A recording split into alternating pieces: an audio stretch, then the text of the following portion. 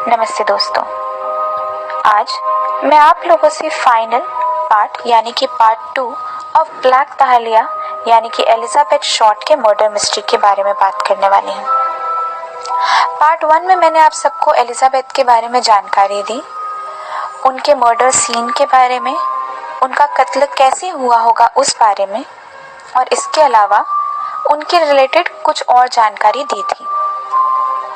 इस पार्ट में मैं आप लोगों को बताऊंगी कि ऐसे कई लोग थे जिन पर पुलिस को शक था, पर कोई ठोस सबूत ना मिल पाने के कारण कभी कोई कार्यवाही आगे नहीं बढ़ पाई।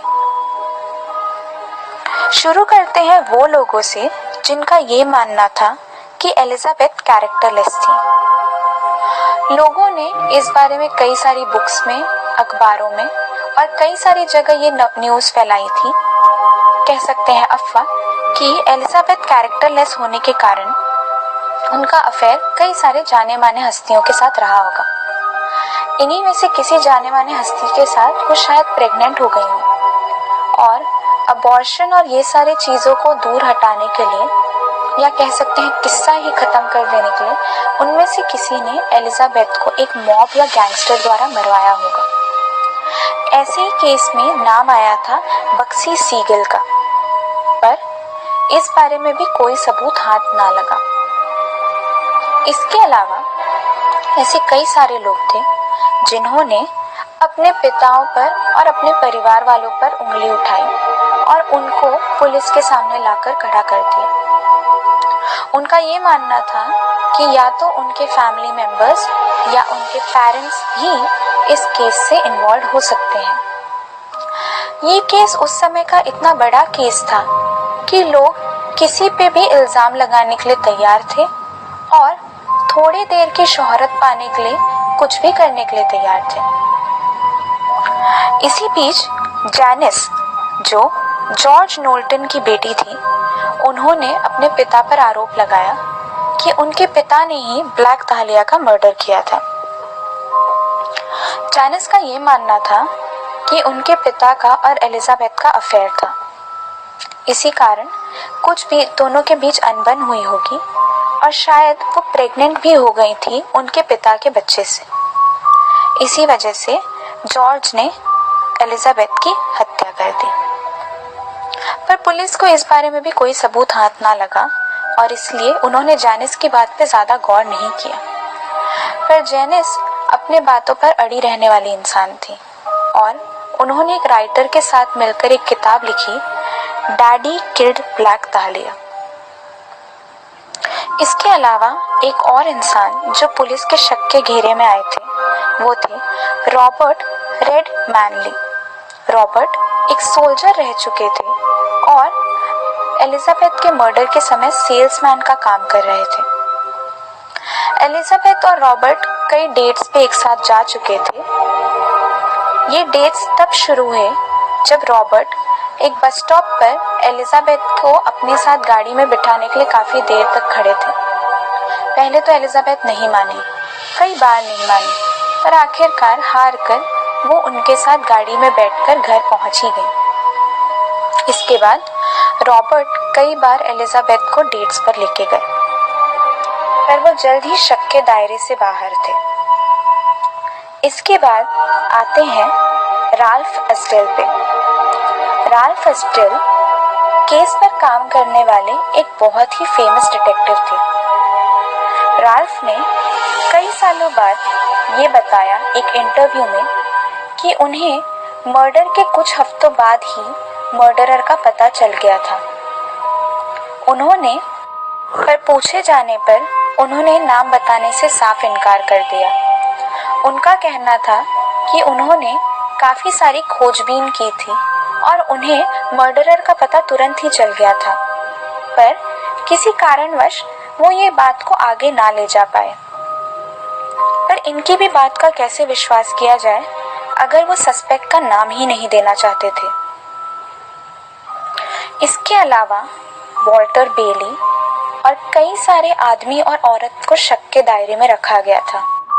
इन लोगों के अलावा ऐसे 60 और लोग थे जो खुद कहने आए थे कि उन्होंने एलिजाबेथ का मर्डर किया है, पर पुलिस जानती थी कि ये सब सिर्फ अटेंशन चाहते हैं और कुछ नहीं। अब आते हैं उस सस्पेक्ट पर जिसके बारे में सबसे ज्यादा शक किया जा सकता है और कहा जा सकता है कि शायद यही थे एलिजाबेथ के मर्डरर। इनके बारे में सबसे पहले आवाज उठाई थी इनके बेटे स्टीव हुडेल ने। स्टीव हुडेल जो खुद एक डिटेक्टिव थे, उन्होंने अपने पिता जॉर्ज हिल हुडेल को मर्डरर माना था। जॉर्ज हिल हुडेल पेशे से एक डॉक्टर थे। वो एक ऐसे फिजिशियन थे जो एसटीडीज यानी कि सेक्सुअली ट्रांसमिटेड डिजीजेस में स्पेशलाइज्ड किए हुए थे। इसी वजह से जॉर्ज के पास कई सारे जो उन्हें दूसरे लोगों के सेक्सुअल लाइफ्स के बारे में जानकारी दे सके। स्टीव का ये मानना था कि उनके बाद उन्हें उनके पिता के कई सारे चीजों में से 2 फोटोज मिली। उन्हें लगा कि ये फोटोज ब्लैक दाहलिया की ही है। स्टीव का ये भी मानना था कि उनके पिता एक जाने माने और इन्फ्लुएंशियल आदमी होने के नाते पुलिस के साथ उठना बैठना रखते होंगे और उन्हें कई सारी ऐसी भी बातें पता होंगी जिससे उन्हें पुलिस का मुंह बंद करवाने में बिल्कुल भी मुश्किल नहीं हुई होगी। स्टीव का ये कहना था कि पुलिस ने ही उनके पिता हुडेल के गिल्ट को छुपाया, जिस वजह से कोई कभी उन्हें पकड़ नहीं पाया। हुडेल के खिलाफ उनके बेटे के अलावा उनकी बेटी टमार ने भी एक बहुत ही बड़ा इल्जाम लगाया था। टमार का ये कहना था कि उनके पिता उन्हें काफी ही कम उम्र से सेक्सुअली असॉल्ट कर रहे थे। इसके अलावा वो अपने दोस्तों को भी टमार के साथ यही हरकत करने दिया करते थे। जॉर्ज के एक बहुत ही करीबी दोस्त थे मैन रे एक आर्टिस्ट थे। स्टीव का ये मानना है और कई सारे डिटेक्टिव्स का कि शायद जॉर्ज जो खुद एक आर्टिस्ट बनना चाहते थे, मैन रे की पेंटिंग से इन्फ्लुएंस होकर ब्लैक दाहलिया को एक विचित्र सा आर्ट पीस बनाने में जुट गए। 1950 में जॉर्ज यूएस छोड़कर फिलीपींस चले गए। 1967 में फिलीपींस में मनीला में एक औरत की लाश पाई गई। लोगों का ये मानना था कि उस औरत की भी मौत ब्लैक दाहलिया से ही मिलते जुलते हालत में की गई थी। तो उसी समय जॉर्ज उसी ही एरिया के आसपास रहते थे। ये सब कुछ कोइंसिडेंस तो हो नहीं सकता था। जनवरी 9th, 1947 में जॉर्ज ने अपने घर पर रीमॉडलिंग के काम के लिए कई सारी कंक्रीट की बोरियां भी मंगाई थी। जनवरी 9th वही दिन था जब ब्लैक दाहलिया को आखिरी बार देखा गया था। इसके अलावा पुलिस को मिले चिट्ठियों में जो हैंडराइटिंग थी वो जॉर्ज की हैंडराइटिंग से मिलती जुलती थी। एलिजाबेथ के शरीर पे जो किए हुए वार थे और निशान थे, डॉक्टर या मेडिकल प्रोफेशनल की जानकारी से ही किया गया जा सकता था। जॉर्ज खुद एक डॉक्टर थे। हालांकि वो सेक्सुअली ट्रांसमिटेड डिजीजेस के डॉक्टर थे, पर उन्होंने कॉलेज को काफी ही आसानी से पास किया था। तो ये कहा जा सकता है कि जॉर्ज की तरफ उंगली उठाए जाने के लिए कई सारे सबूत थे, पर जॉर्ज काफी इन्फ्लुएंशियल इंसान थे। हालांकि जॉर्ज को अगर ब्लैक दाहलिया के मौत के केस में या मनीला में हुए औरत के मर्डर केस में ना पकड़ा जाए, तो भी उनकी बेटी के लगाए हुए इल्जामों के तहत उन पे कई सारी उंगलियां उठाई जा सकती थी। पर परिवार में लोगों ने टमार को झूठा ठहराकर डॉक्टर को सच्चा ठहराया। लोगों का कहना था कि डॉक्टर जो थे वो ही परिवार के earning member of the family थे। जब परिवार में एक ही ऐसा इंसान हो जो सबसे ज्यादा चीजें प्रोवाइड कर पा रहा हो, तो उस पे कोई कैसे उंगली उठा सकता था। टमार ने 15 साल की उम्र में एक बेटी को जन्म दिया। और उन्होंने उस बेटी को एक दूसरे परिवार को गोद दे दिया। लोगों का कहना है कि तमार को जो बेटी पैदा हुई थी वो शायद जॉर्ज की ही हो। स्टीफन के एलए के डिप्यूटी ने कहा था कि उनका तो यही मानना है कि जॉर्ज ने ही हत्या की है, पर ये उन्होंने इंडिविजुअली यानी कि अकेले टीम के किसी भी इंसान के इन्वॉल्वमेंट के बगैर कहा था।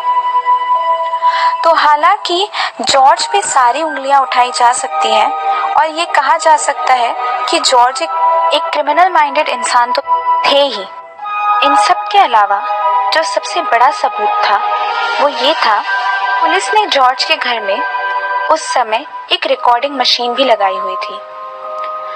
रिकॉर्डिंग के फाइल्स यानी कि टेप्स गायब हैं, पर उसके नोट्स आज भी डीए के ऑफिस में मिल सकते हैं। उनमें से एक नोट में ये पाया गया है कि जॉर्ज ने कहा था एक इंस्टेंस पे, supposing I did kill Black Dahlia, they can't know this now because my secretary is dead.